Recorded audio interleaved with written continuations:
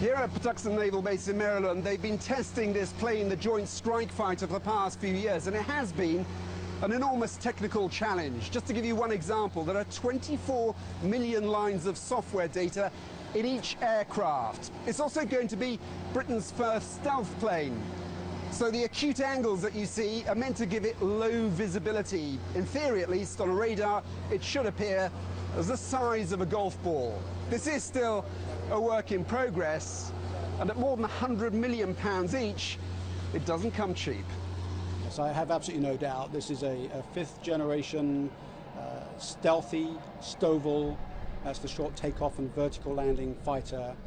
It's going to bring capabilities to the UK that we have never seen before, capabilities to be interoperable with the US and with the other allies when we're fighting the fight. That's an absolute game changer. This airplane is bringing new capabilities that we will have never seen before. Well, it jumps into the air, it's ready to go flying, and when it comes back to land, the vertical landing task at sea is pretty much the same as it is ashore, except that you're landing on a smaller spot. The airplane is designed for that, and it does it extremely well.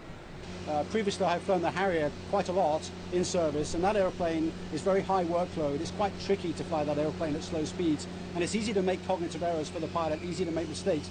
This airplane has had the mistakes effectively designed out of it, and the workload for the pilot is much, much lower.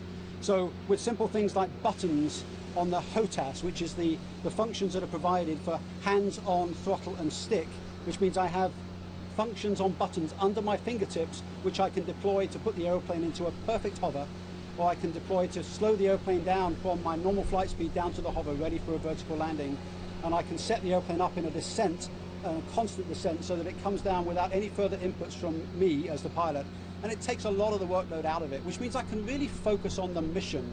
I can think as a warfighter, wonder about how am I going to attack the bad guys, do that job, which is the main role of what I'm here for in the cockpit, and I don't have to worry too much about the workload associated with bringing the airplane back to the ship. Here at the airfield, they've also fitted this strange-looking ramp, which they call the ski jump. This, in fact, is exactly what will be fitted onto Britain's 2 new aircraft carriers, and it gives the Joint Strike Fighter the lift it will need to take off when it's carrying its full weapons load. But they won't begin testing this until 2014.